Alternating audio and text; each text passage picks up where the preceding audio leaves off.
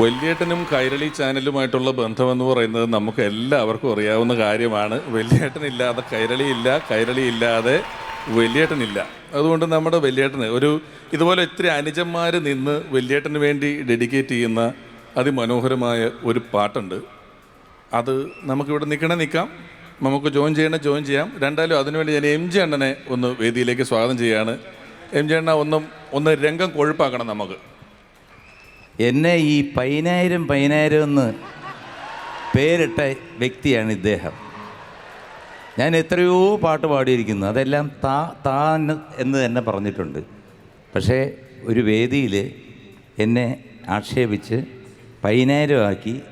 ഇപ്പോൾ ആൾക്കാർ കണ്ടു കഴിഞ്ഞ് എന്ത് ഞാനൊരു പോസ്റ്റ് ഇട്ടാലും 10000 ഉമ്മ അല്ലെങ്കിൽ 10000 തെറി, ഇതെന്തെങ്കിലും ഒരു 10000 ചേർത്താണ്.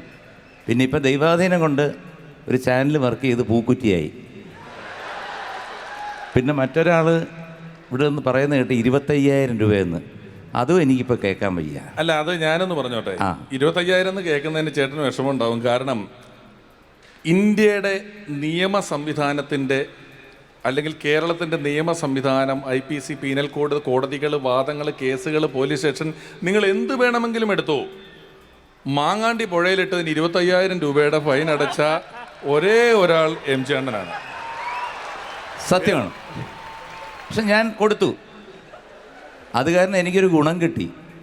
നമ്മുടെ ഗവൺമെൻറ് എന്നെ മാലിന്യമുക്ത കേരളത്തിൻ്റെ അംബാസഡർ ആക്കാമെന്ന് പറഞ്ഞിട്ടുണ്ട്.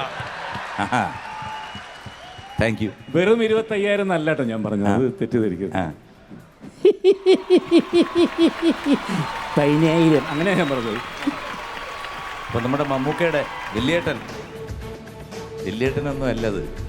അതിപ്പോഴും ഒരു 7 അംഗത്തിന് ബാല്യമുള്ളൊരു പവറാണ്, ഒരു നിറനാഴി പൊന്നാണ്.